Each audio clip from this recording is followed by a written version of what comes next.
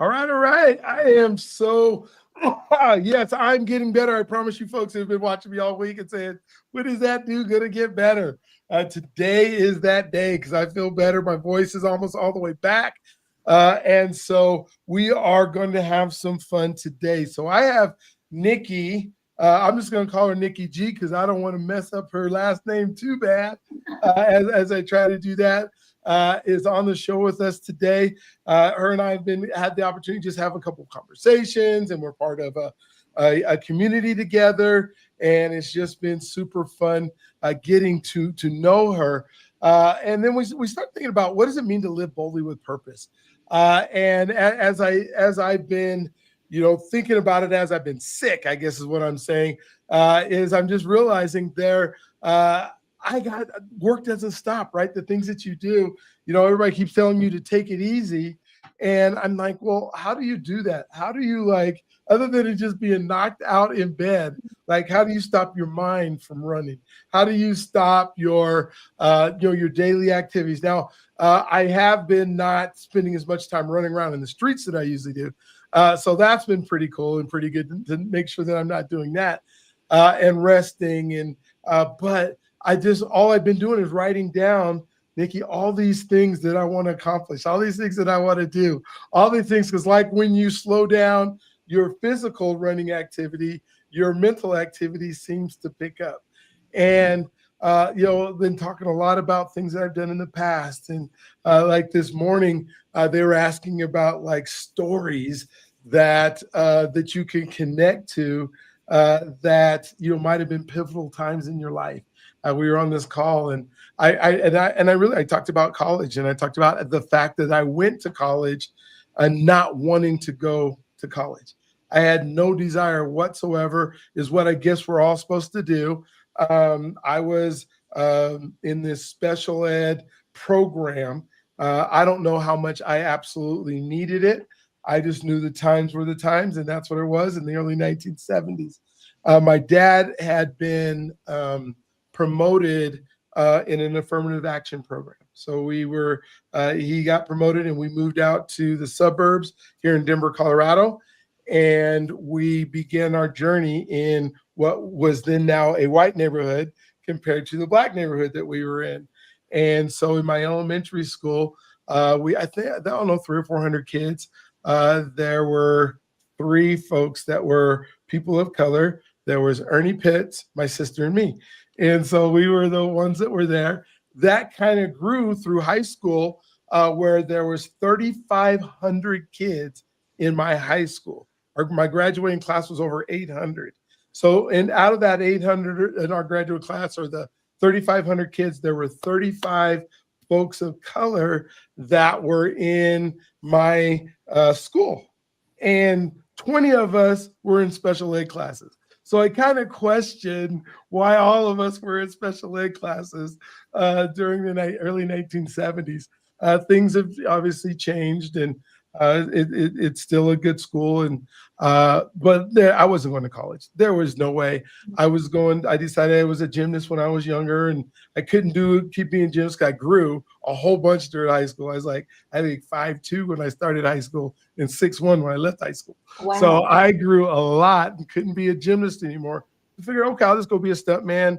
I like Hollywood, that kind of stuff. And I was a track athlete, so I had some scholarship offers. I didn't have to pass the ACT. I didn't have to pass the SAT. I had to take them. I'm not going to tell you what their scores were. My scores were. I'm just saying I took them as if I was not going to college. And so my mom just begged me. She said, "I'll buy you a Jeep if you just go to college and you go graduate. When you graduate, I'll buy you a Jeep." I'm still waiting for that Jeep that she's going to buy me. I've bought myself 4 since then, so I can't say I've never had the Jeep that I wanted. But at the same time, that's kind of where life opened up, where I begin to see what God might have for me in my life. I had some amazing mentors in my life. My mentor told me to get more mentors and more people. And then I started exploring, what did God put me on this planet to do? And I realized I don't think God put me on this planet to be a stuntman. If he did, It's getting to be a little too late because I would just be able to do like these 80-year-old actors or something, which there seems like to be a lot of them, all the ones when we were growing up. So anyways, I don't know why I digressed and told that whole story today, because I'm just excited about living boldly with purpose. But we have Nikki on today, and I've asked her to tell her story. So we're going to find out in her story today, is she living boldly in purpose? Because I think she is. I think the different pivotal things, we have some things that we've done together, like education and teaching and all those wonderful things that you'll be able to hear about. Nikki, you can't get this wrong because it's your story, right? Even if you made it up, we wouldn't know. Except now, I know we're streaming on your Instagram, and so the people, if you did make it up, they might like text us back or something and say, "No, wait a minute, that didn't really." I don't think that's going to happen, but I'm so excited to have you because of the things that we're going to get to talk about and the impact that I know you are making in people's lives today. And I can't wait to get to that. So the floor is yours. Thank you for being on. Thank you for coming on our show. I can't wait to have these conversations with you. And it's all you. Thank you, Dr. B.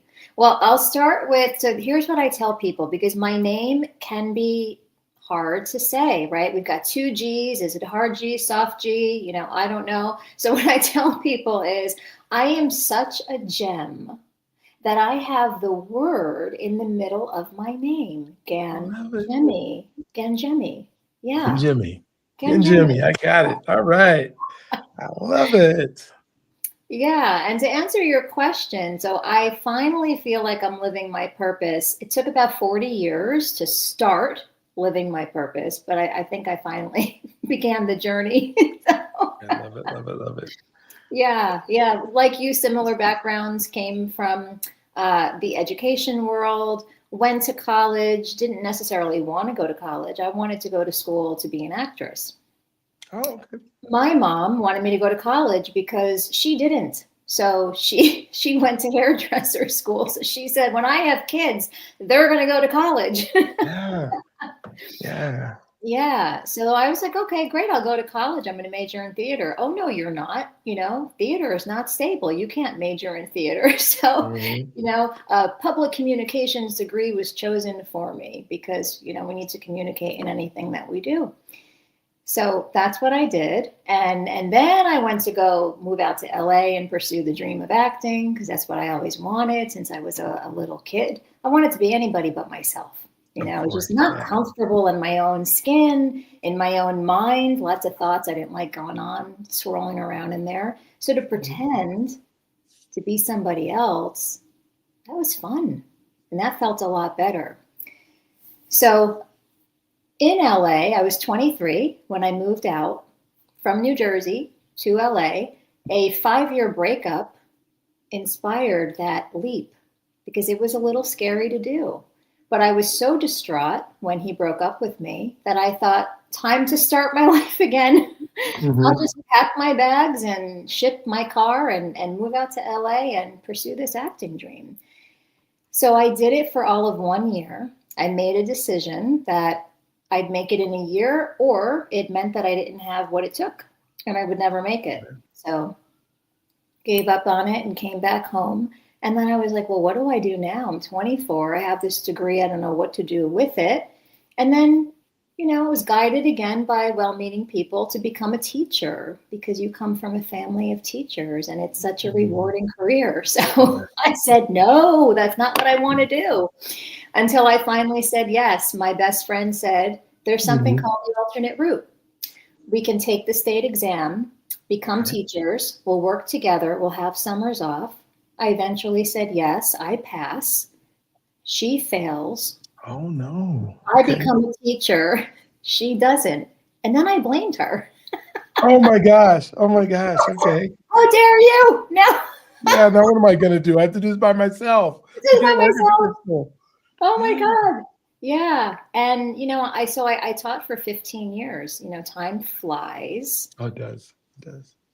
Right? We tell ourselves things like, I've got to be responsible. I've got bills to pay. I kept saying, I'm going to put it off. I'm going to wait. I'm going to wait until I finally get married. And then I'll have a second income. And then I can do something like take a leap. And then that wasn't happening. Mm-hmm. So I was approaching the age of 40. And prior to that, I think I met the man of my dreams. I was on Plenty of Fish, and I attract this guy, and I think, oh God, he's perfect. And turned out he was a reason and a very short season. Uh-oh. Mm-hmm. But let me just back up 1 second. Prior to meeting Mr. Spirituality, as I call him, I ran into a coworker in a parking lot of a coffee shop. And I was complaining about how I was not happy in my job and all this. And he said, Nikki, instead of complaining, why don't you just bloom where you're planted?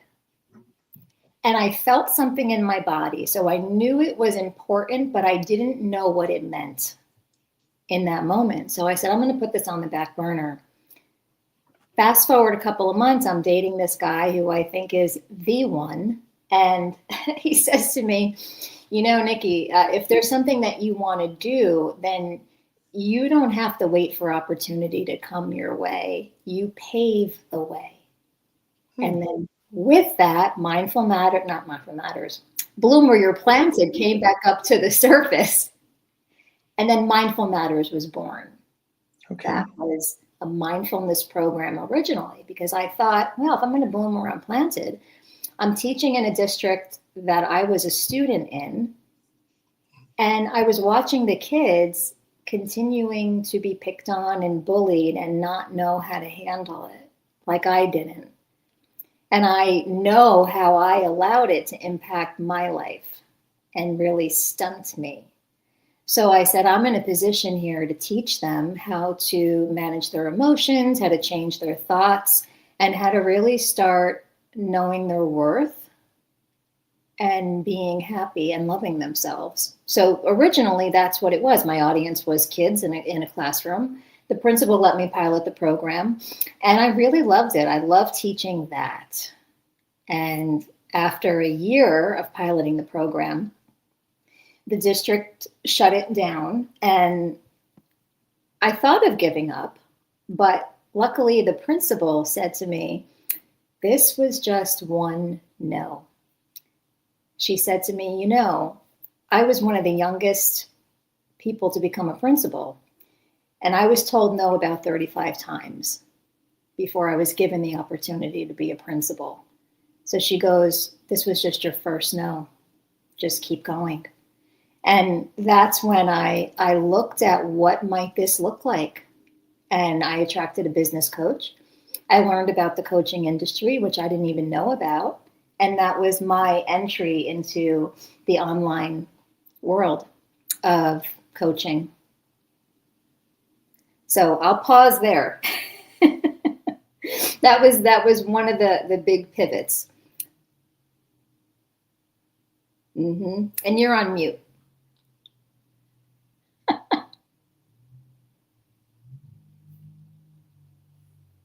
All right, sorry, folks. I was telling you earlier my mouse went out, and so I don't know how to unpause stuff without using my trackpad.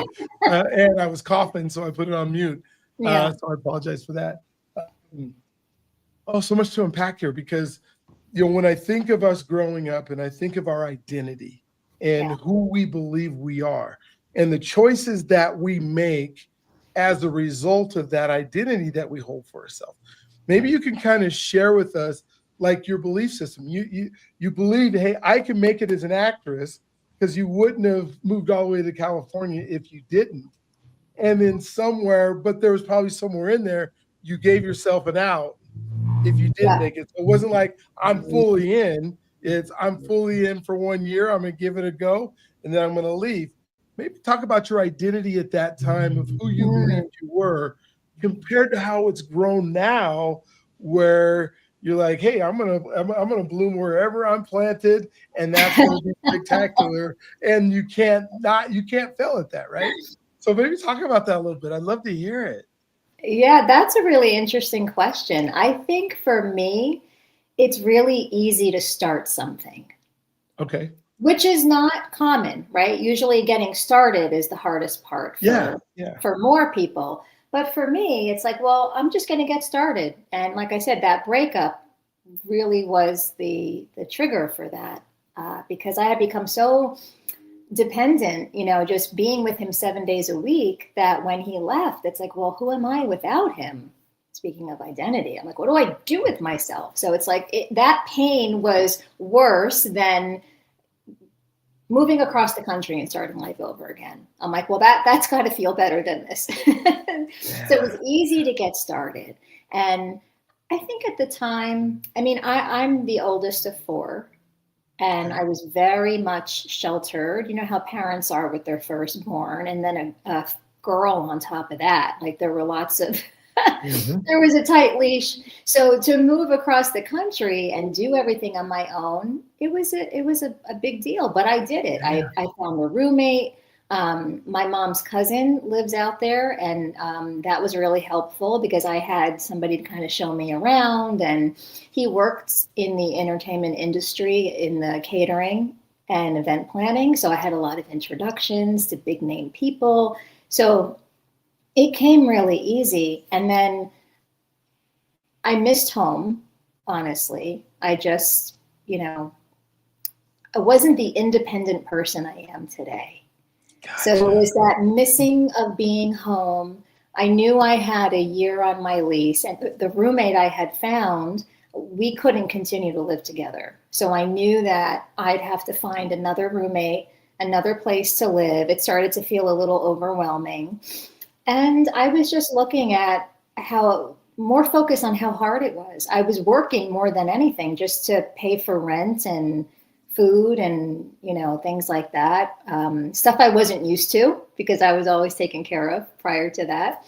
So there was a couple of things that just made me make the decision that, I don't have what it takes and I won't make it. One thing I do remember in particular, one day I was on the set of, I think it was City of Angels. I was doing some extra work, and we were all sitting around in a circle waiting for our turn to, film. And one of the guys next to me had said to me, Nikki, if this is not the air that you breathe, then go home, because there's people coming in by the busloads every day who really want it. And if that's not you, then you might as well pack your bags. Now, I took that quite literally. And honestly, it was just evidence for what I already thought, right? It supported the belief that I already had, that I didn't have what it took. Maybe I wasn't, enough, pretty enough, whatever, the enoughness thing. So there was that combination of things that I said, well, it's just easier to go home, honestly. And so I did. But it was a regret for a long time, because you know how you don't really see things until in hindsight? Yeah. Afterwards, I saw how much opportunity I had through my cousin. I was meeting big name directors and producers, and he said, you've got to give this time. He's like, give this 5 years to build relationships. You have opportunity that most actors coming here don't have. But I didn't listen. But it's all for a reason, right?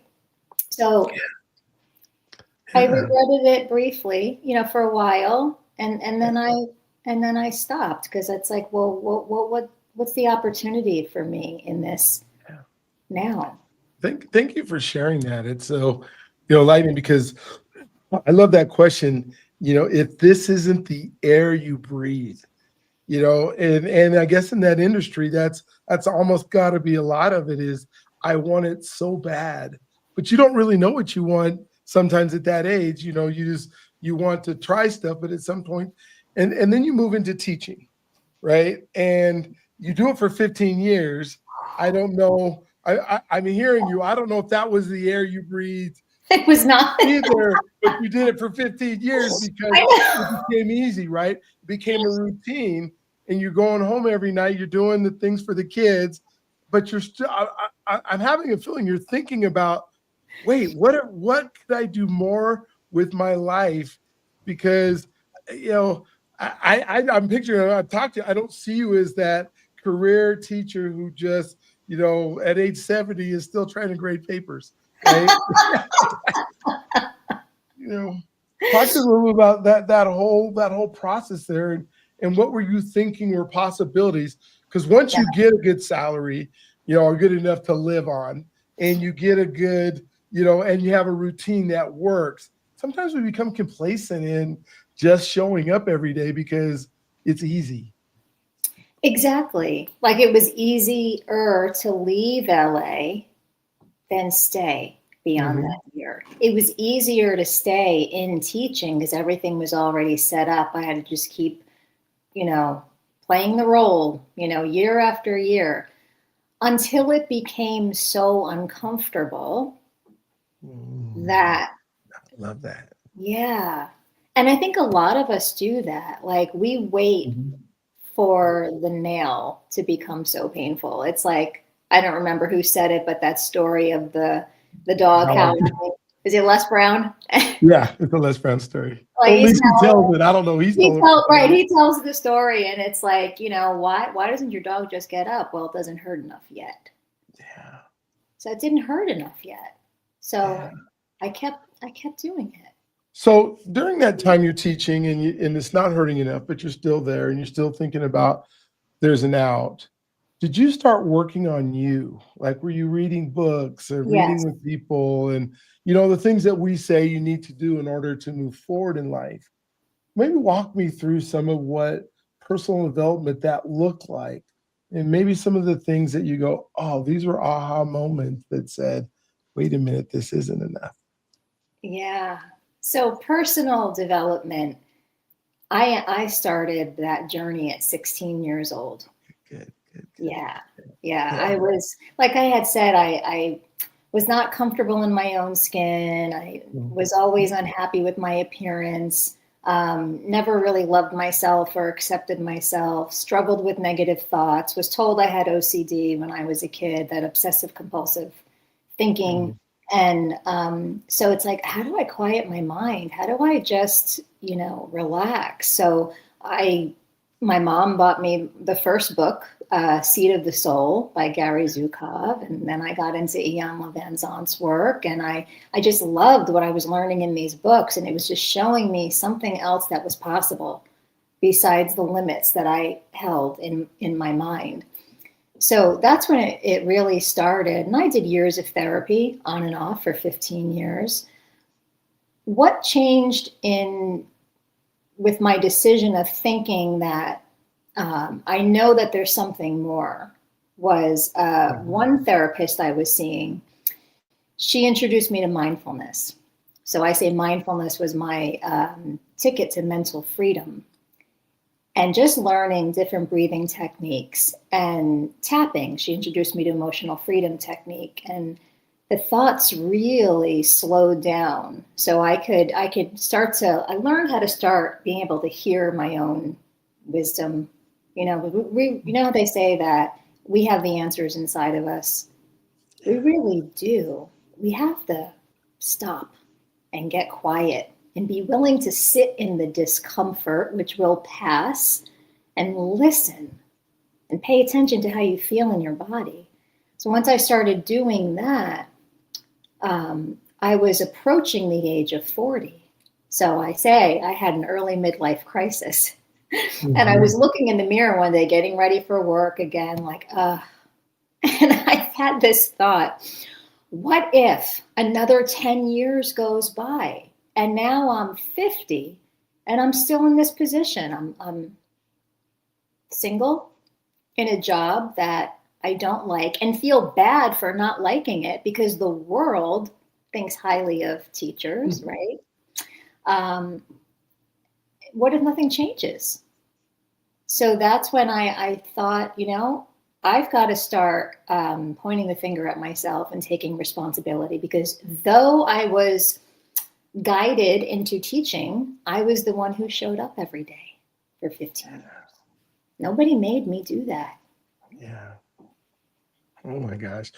One of the things that you said that I would love to unpack, and if you don't want to go down this road a little bit, that's fine too. But as you're learning this, and you said I was willing to go to therapy, which is such a a no-no, or like we don't ever tell anybody that somebody else is helping us through life, or we have those connections. Um, what was it, or not like the event that happened, but in your mind that made it okay that there was somebody else in your life? I think of therapists as mentors and that kind of stuff. I always ask you this question. I'll ask it to you too. Is therapy versus having a coach? What's the difference between coaching and therapy? But answer that second.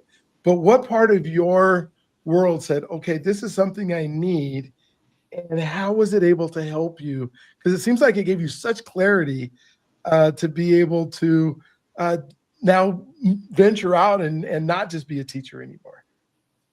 Yeah, I was always an open book. Okay. And willing to share and willing to talk. My first experience with therapy, I think I was 10 or 11 years old. It was a child psychologist. And I used to love going. She was the one that had said, oh, your daughter has OCD. I only went for 2 months. And then she said, oh, told my mom, your daughter doesn't have to keep coming anymore. She just has magical thinking. And I remember being disappointed, like, oh, I love going to see her. She shows me pictures and I get to tell stories of what I see. So I was always open to therapy. And then I went back probably in my 20s, and I went through different therapists. What was really cool was one of them showed me how to question my thoughts. I had a lot of negative thoughts, like a lot of fear-based thoughts. And the pattern for me was that if I felt too good or if I felt too happy, I'd have thoughts of something bad happening to somebody that I loved. And it was almost like it hijacked that happiness. And this one therapist showed me that she helped me to see that when I didn't want to deal with challenge in my life, it was much easier to go into that thought of those bad things happening because they weren't real. And it's almost like I got to escape. And I found that fascinating. So I became really curious about the mind and how it works. And I wanted to really learn and understand it. And she showed me how I could start changing that. And I did. So that kind of started me going down that road. And then with mindfulness and tapping, and then I got into other modalities like NLP and hypnotherapy, I was like, wow, we really can change the patterns in our mind, those patterns that can really hold us back and stunt us in life. And it doesn't have to be that way, Yeah. Well, thank you for sharing that, because there's so many folks that I continue to talk to and watch, and they always, if they've used therapy or as something that they don't want to tell anybody, and if it's something that I could never do that, I could take care of myself. So just thank you for sharing, because it wasn't like, hey, I had this huge trauma that happened in my life and I had to now move out. I just needed somebody that could help me and guide me through a process, and so I'll let you answer that question: is coaching versus therapy, and the role of each of them and how they do. What would you say is, because some people say, well, I need a coach, and some people say, well, I need a therapist. What kind of talk to me about your thoughts on those? The difference. Yeah. So I've experienced both. Like I said, many different therapists.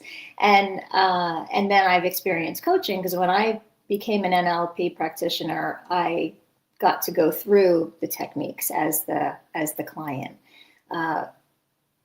The difference that I see is with therapy, it's more talking about the problem, talking about the past. And with coaching, it's more asking questions that help you to focus on where you want to go and the future. Yeah, no, that's exactly what I've been coaching track now for 38 years. And I can think of all the athletes but all of our conversations are on where we're going. And I'm not saying that doesn't happen in therapy, because you have to talk about where you're going in therapy. Right. But we very rarely enter into, in coaching times, all the things that, fixing things or working through things or challenging the way your mind was like, okay, here's what we got to go this way. We got to think this, we're always motivated by what we can't control or what we don't know, but what we're trying to control it though.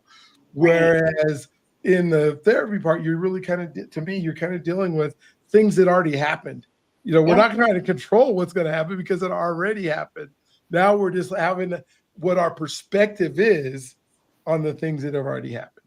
Right. I guess. Exactly. And then you move into, obviously, how are you going to work through when things do happen and they control you, because this is what's happened in the past. And we don't want that to continue to happen. So yeah, thank you for that. NLP, let's talk about NLP a little bit, because I don't know if a lot of people know what even NLP is. We hear this. I think you and I are a little bit older, and we went through the Tony Robbins era, and and NLP is huge. And hey, this is, as I was getting going in my personal development world, that was a bit, but I don't hear as much about it anymore, at least from younger folks who say they understand it. So maybe, or maybe it's just called something a little bit different, but using the same techniques. Oh yeah. And we're already using these techniques and we don't even know it. Like, it's, for example, it's the difference of somebody saying, well, if you're available, I'd love to meet you for dinner. Switching it to, when you're available, I'd love to meet you for dinner. So the word choice is just a simple example of NLP that's already used. And I'm sure you've used the if-when thing as well. So yeah, we're already using it. But one definition I love of NLP, neuro-linguistic programming, is it's the lost user's manual, the user of your mind. Like, how do you learn how your mind works and then leverage that? So a lot of it is around the words that we use and how we represent those words in our mind. It's very different for people.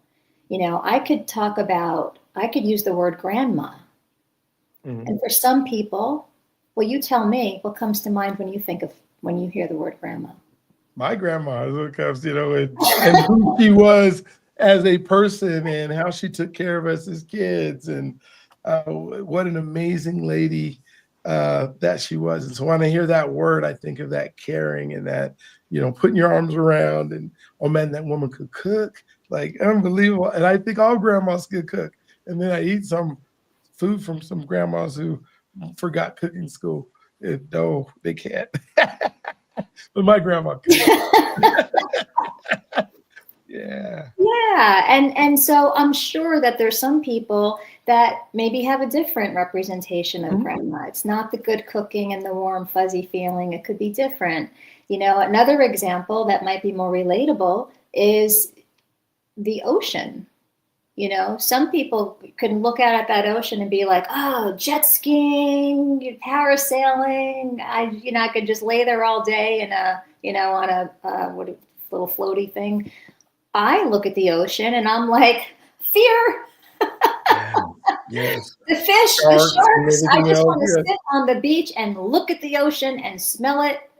And that's it. I don't want to be in it. So, when you start to ask people questions about what something means to them, you uncover a lot more context and information that's missing. And when you do that, it really helps to improve communication, not only with yourself, but with all the people that you want to interact with in your life. And that's the power of NLP. Yeah. Oh my gosh. It's so good, because we start thinking of, like you said, those different contextual ways that we see things. And sometimes in ways that prevent us from becoming that person that God put us on this earth to be, or becoming that being purposeful in the things that we do because of that fear. Like my father-in-law is so afraid. He watched Jaws when he was, a young man, and won't touch his feet in the water.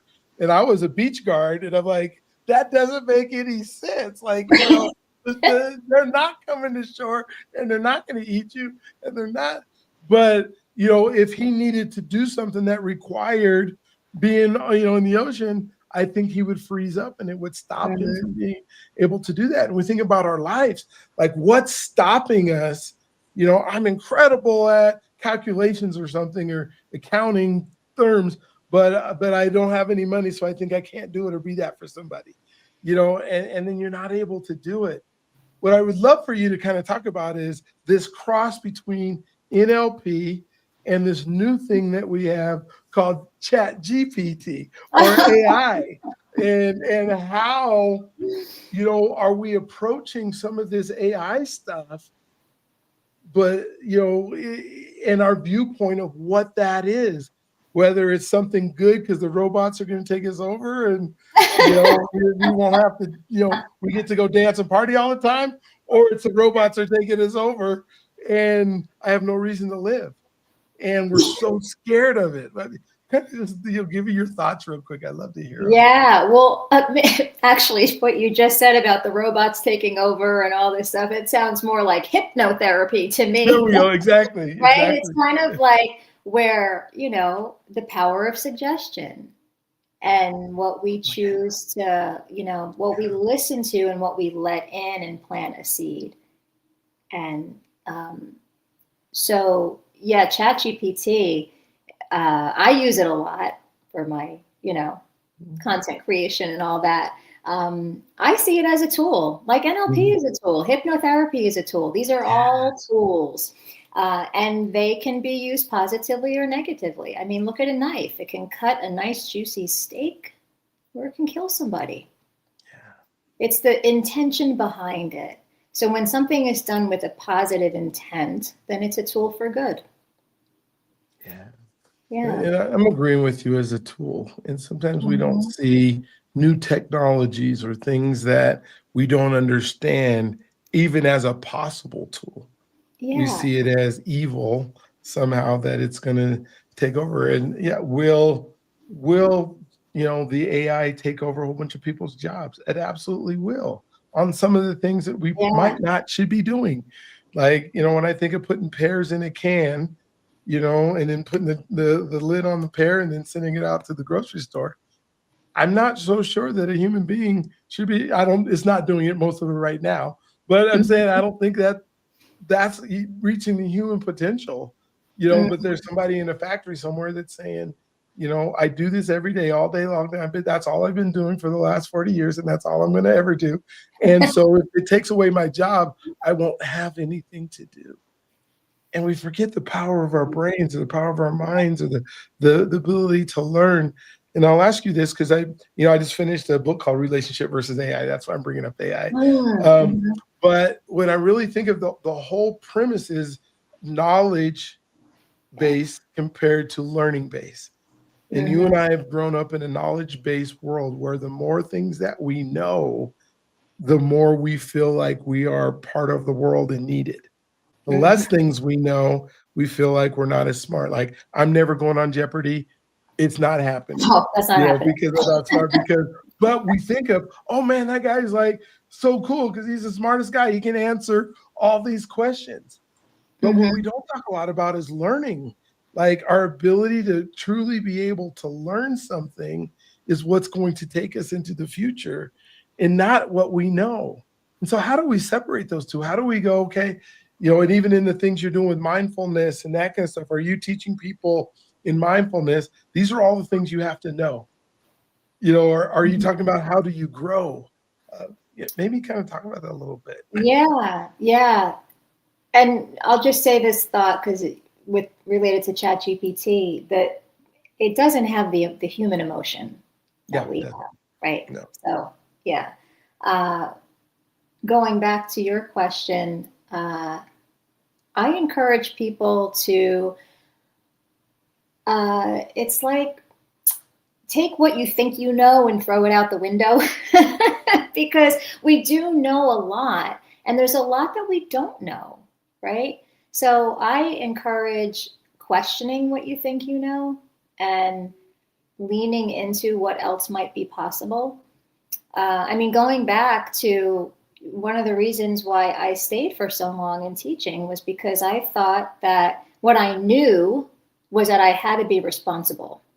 What I knew was that I had a mortgage to pay. And you don't do something so crazy as to leave a job and not have another one, you know? And then it started to question that. It's like, well, who do I know who has done something like that? Oh, is it possible for them? Oh, well, I guess it means it's possible for me too. So, you know, does that make sense? It does. It does so much. Questioning. Yeah, the questioning is, and when I think about questioning, I think about learning.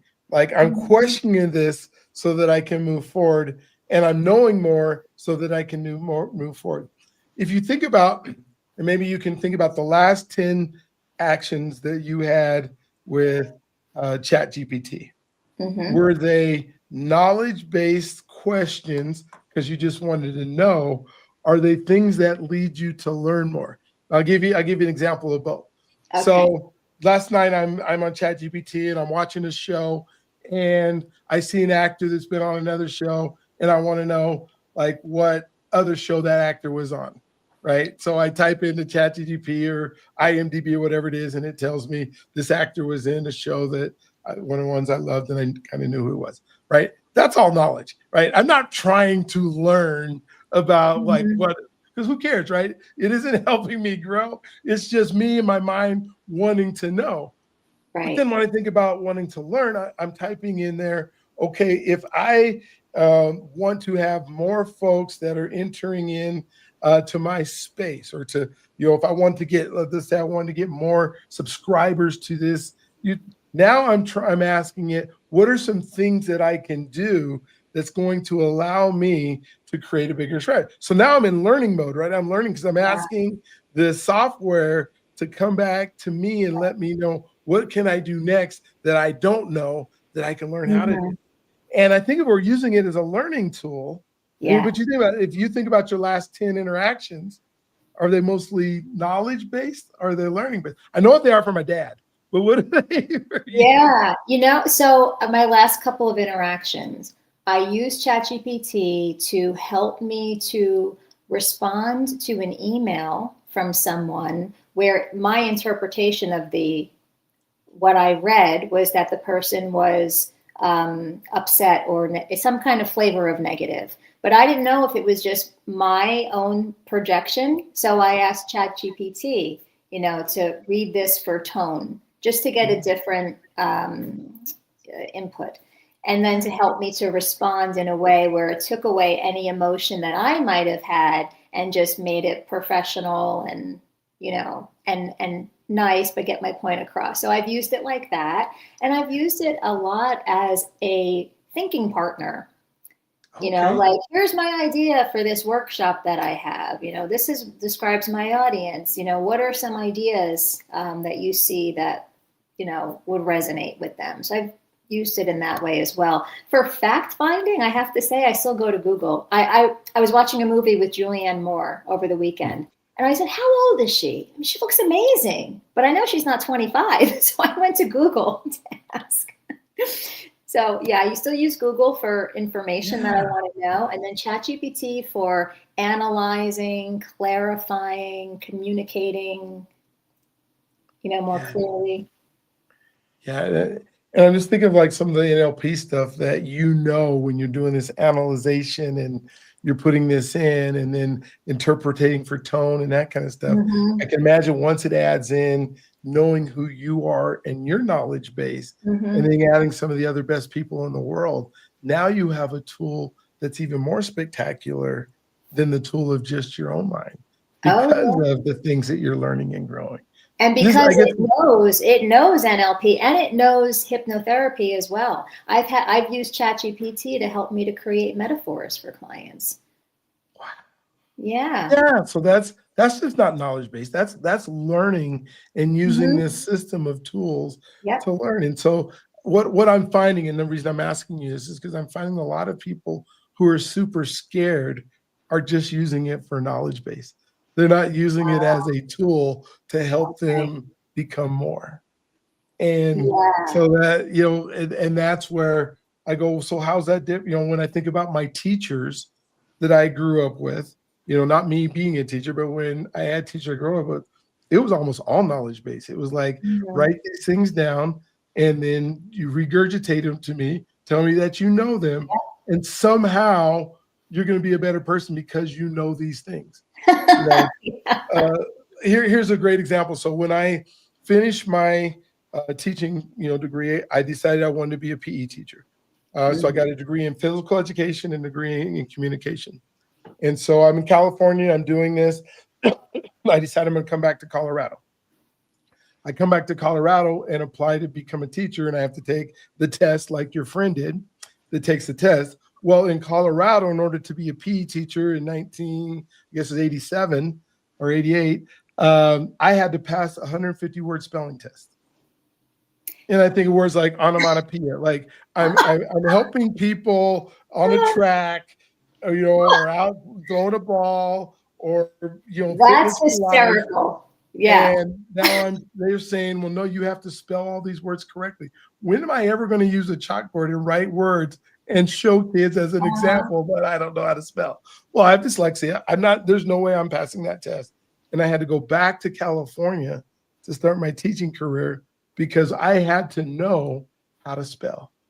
And I think of right now, like as an educator or an adult right now, and as a coach, as like you are, that are teaching things, how much things do people actually have to know, like in their knowledge base compared to what they can find out? But if you're teaching them how to find the answers, isn't that a better skill? It is. Yeah. What is that saying about teaching a man? You could teach a man to fish and he'll have food for the rest of his life. Yeah, there's a lot. Give a man a fish, he eats for a day. Give a man a fish, right. Yeah, teach him a fish and he eats for a lifetime. Yeah, there's a lot. I can't say I remember much of the facts that I had to memorize for the tests in school. I don't remember much at all. So and math and some of those, I mean, I think you need to know the basics of some of it. And I'm sure there's math folks that would tell you have to memorize formulas. Like Pythagorean theorem, whatever those formulas were that we had to regurgitate. I know I learned that, but I don't remember it. Yeah, exactly. But when any kid now today can pick up their phone and just tell them to calculate to calculate it for me. What do I need to know the formula for? This is what I'm trying to, this is where I'm at. This is what I'm trying to do. Can you calculate that for me? So, and that doesn't work. I mean, I jumped into AI because it's, it seems to be more structured. But what about in the world that you're in and the things that you're coaching and the mindfulness, and what is it that you would tell people is important that they need to know, or grow through in order to have these purposeful, fulfilled lives? I think it's important for people to know that it's okay to trust themselves. I know a lot of times for many people, we seek answers from other people. We ask for advice because we don't trust ourselves. But like I had said in the beginning, I've really learned that we know a whole lot more than we think that we do, and that the answers that we have are inside of us. So I would say be willing and be courageous enough to stop. Like we're constantly taking in and absorbing, we're scrolling on social media, we're playing with ChatGPT, we're bringing in a lot of information all the time, and we can only take in so much. A lot of what we're taking in, we just cannot even take it in, right? We just don't have the mental bandwidth to do it. So what's important for you to take in? Is it aligned with the goals that you have?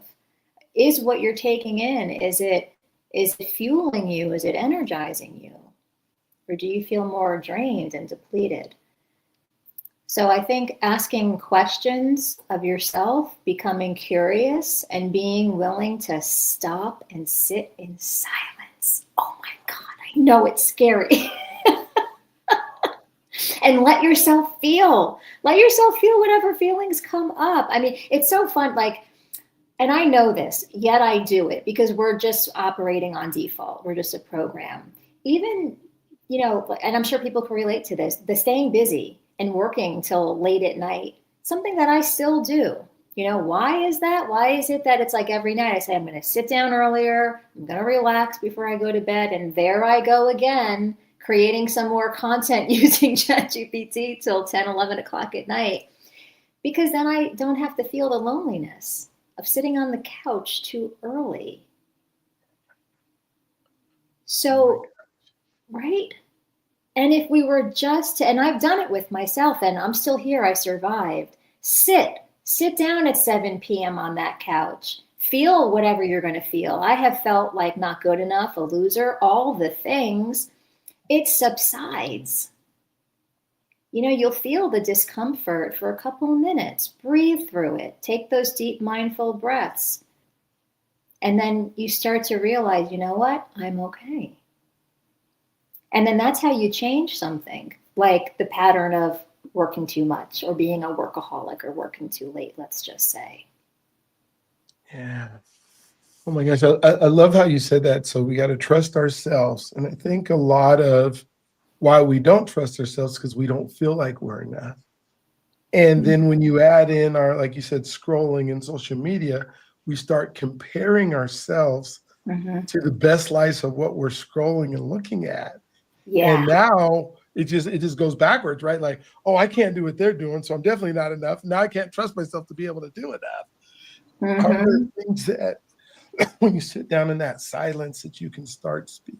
Because I think a lot of us, we want to turn to like the internet or social media or others, or even watching somebody in a TV show that's pretend, that give us some kind of value or belief. Okay, I'm enough. Or like the news, right? We watch the news because at least we realize our lives aren't as bad as the other people out there. What are some things we can do? The first thing you could do is start to develop trust with yourself. Because if you don't trust yourself, you've got to develop it. It's like a muscle. And one way I have done this, and I tell my clients to do it, is start small. Start by doing the things you say you're going to do to build trust. So if I say, oh, I'm gonna attend your event tonight on Zoom at 7 o'clock, do it. Or don't say you're going to do it. Because if you say you're going to do it and you don't do it, you break integrity with yourself. Yes. And your trust wavers. Yes. You know, if you say, oh, tonight I'm going to make, vodka sauce for dinner, you tell your kids that, make it. Or don't say that you're going to do it. So little things like that. And if you say you're going to go food shopping on Tuesday, then so find little small ways that you can build trust with yourself. And then you'll start to notice that it starts to grow and you start to have more trust in yourself. And then you'll be more inclined to go to yourself for, what do I do? What's my next step? Because you do know the answer and you know by how you feel inside. How many times has anybody given you advice and you felt resistant to it? Yeah.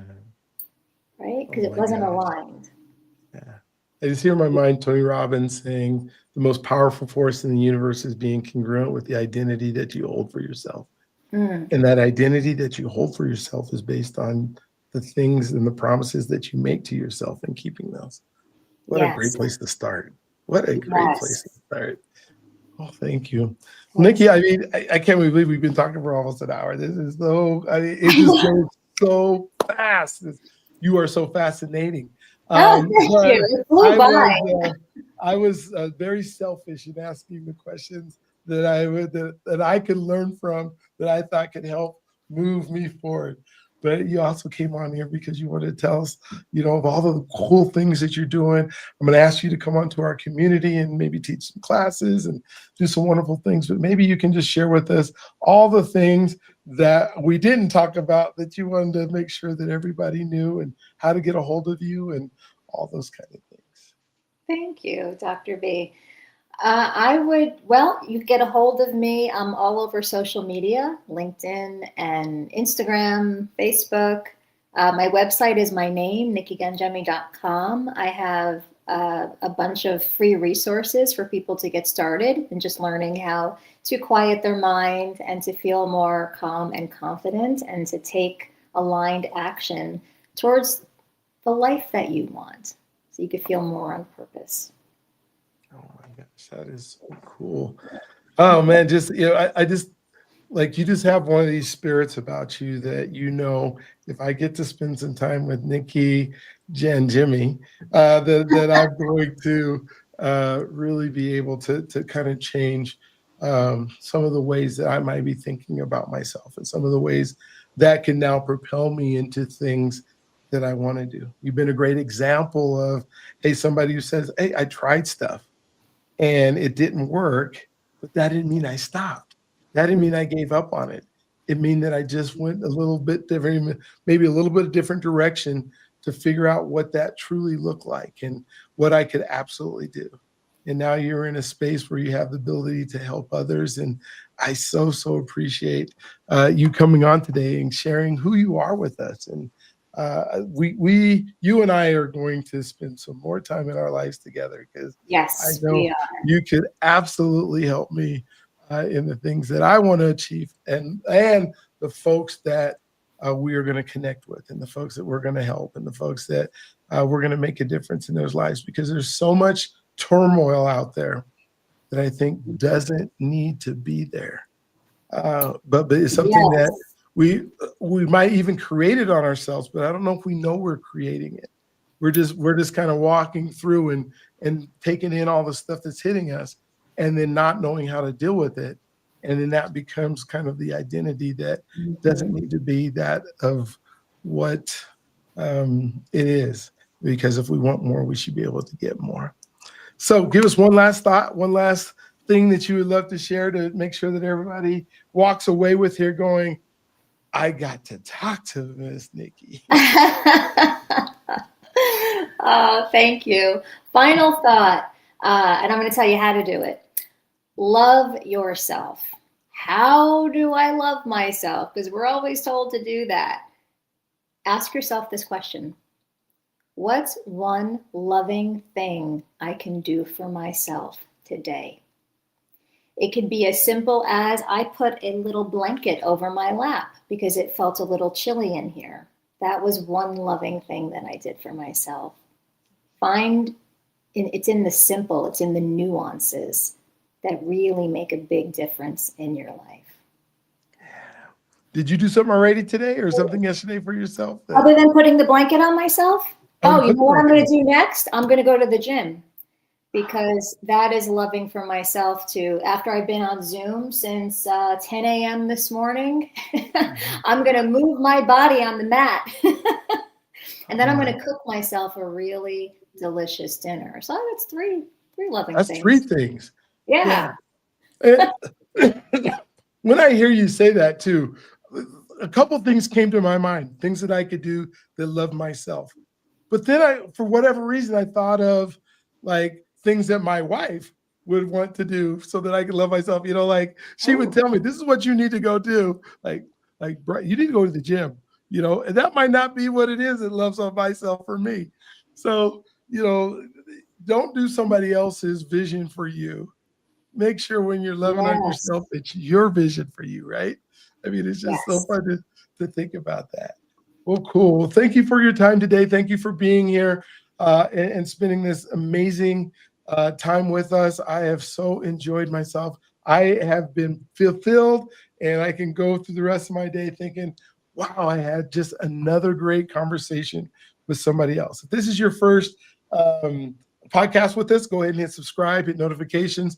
These are fun. We have people every single week that are just going to pour into your lives to help you live that life boldly and to just make sure that your life can be all that you would want it to be. Again, I believe that you're God's greatest gift. He loves you if you allow him to. And I cannot wait to talk to you guys on the next one. You guys have an amazing, awesome, incredible day today.